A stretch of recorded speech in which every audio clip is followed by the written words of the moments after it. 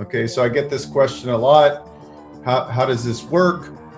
So the guidelines are really that you can go to 65 to 70% combined loan to value, CLTV.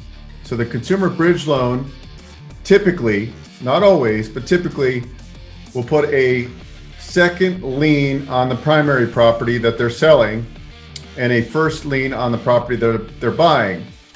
Welcome to the Investor Financing Podcast, where we interview real estate investors and lenders so you can learn all the secrets to getting your projects funded and scale your portfolio.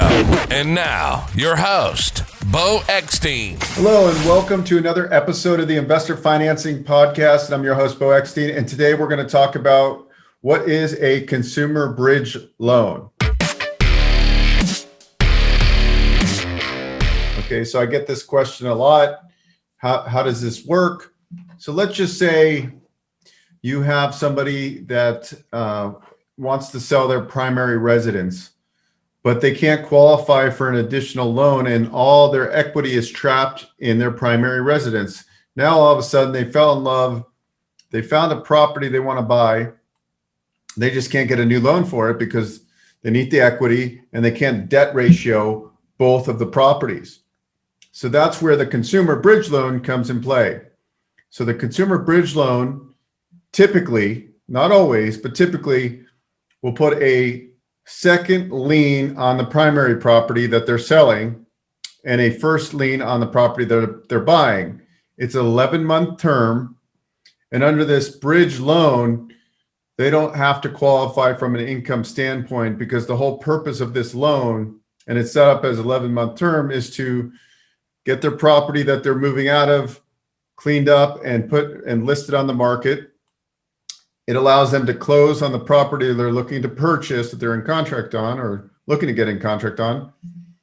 And then there's a second lien on the house they're moving out and a first lien on the house they're buying. When they sell the residence that they're moving from a couple months later, that in theory could pay off the whole loan, or if it doesn't, it'll pay down the loan. It'll release the lien on the house they sold, and now they might have to pay down. There might be a couple $100,000 left on the house they moved in, and then at that time they would just do a conventional refinance. So the guidelines are really that you can go to 65 to 70% combined loan to value, CLTV.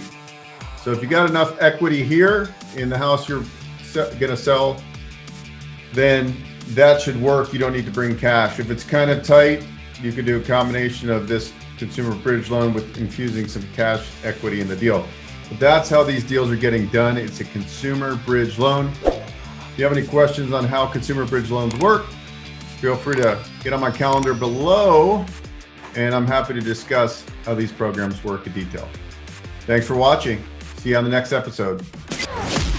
Thanks for listening to the Investor Financing Podcast. For show notes and useful resources, please visit investorfinancingpodcast.com. For questions or comments, email info@investorfinancingpodcast.com. If you enjoy our show, please share it with your network. Until next time.